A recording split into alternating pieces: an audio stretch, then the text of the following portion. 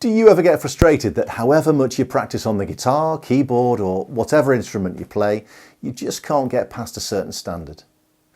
Well, in this video, I'm going to tell you how I overcame what I call the practice wall and how you can use what I've learned to get better, quicker and play things you never thought you could. Hi, I'm Phil and welcome to my channel, where I share with you loads of fun stuff from years of playing guitars, keyboards and much more. If you enjoy this video and you're new to the channel, please like and subscribe and let me know in the comments below if you've got any ideas for topics we can cover in future videos. So without further ado, let's get going. When I was growing up and my parents sent me for piano lessons, I was told that I had to practice for half an hour a day. So that's what I did. Not always willingly. And I knew instinctively even then that the way I was practicing wasn't really getting me anywhere, or certainly not very far. And any improvements that I was making were a bit hit and miss. I also realised that I wasn't always getting better as quickly as I wanted, or once I'd got to a certain level, I wasn't getting better at all. I would be making the same mistakes all the time, fluffing sections of a piece and just not improving. But no one was telling me how to practice, just that I had to practice for 30 minutes a day. It took me a long time to realise that the fact that I wasn't as good as the people I saw on TV or at gigs was nothing to do with how so-called talented I was or what so-called gifts I'd been born with. After all, I had the same number of fingers and thumbs as anyone else and my brain was about the same size as everyone else's, so why couldn't I do this stuff? So I started researching and I came to the realisation that it was the quality of the practice or lack of quality that was holding me back. So I've distilled what I've found into an approach that I use every day when I'm practicing. And you know what? It's really easy to get into. It'll make your practice loads more fun, and what's more, you'll actually see yourself getting better much quicker. Watch until the end of the video and I'll tell you how to get hold of the graphic that I'm using in the video that you can print off, stick to your wall like I have, to remind you every day how to get the most out of your practice sessions. So, what's the magic formula? Well, the number one thing that you should do from the very beginning and always when you're practicing is slow it down. Is that it? I hear you say. Well, I can't stress enough how important this is. But saying slow it down doesn't really give you the whole story. The reason for slowing things down is to allow you to identify the precise location of each error, to rehearse and correct it. And also, I would encourage you to repeat target passages until errors are corrected and the passage is stabilised. And also to vary the tempo systematically. Now, what does that mean? Well, simply put, just slow down at tricky sections. To do all of this, you really need to use a metronome.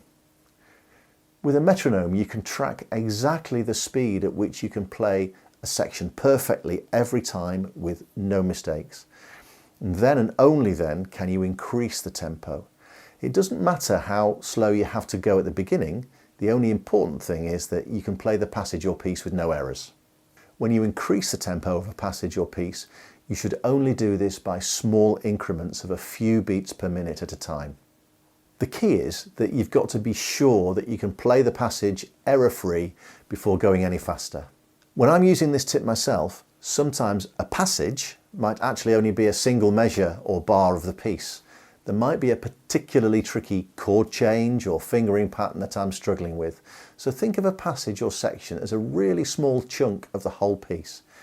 Get it to a point that it's error-free and then widen it to a phrase of maybe a few bars and then wider still, and before you know it, you'll be able to play it all with no errors.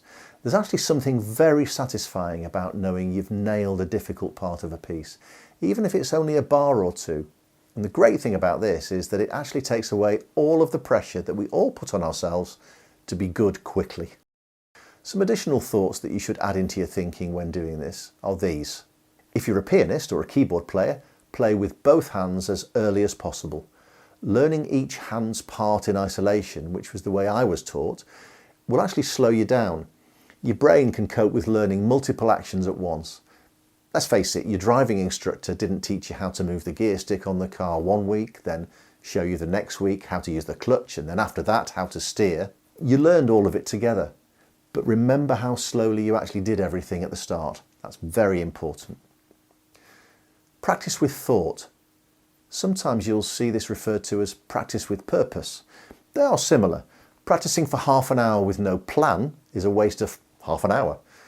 Practicing for 10 minutes on a section that's causing you some pain and using these tips to slow down, play to a metronome, repeating the section until you get it right and so on, at whatever speed, it's worth 10 pointless 30-minute sessions. Stop in anticipation of mistakes. This is really important. If you're continually playing errors, you're effectively practicing your mistakes.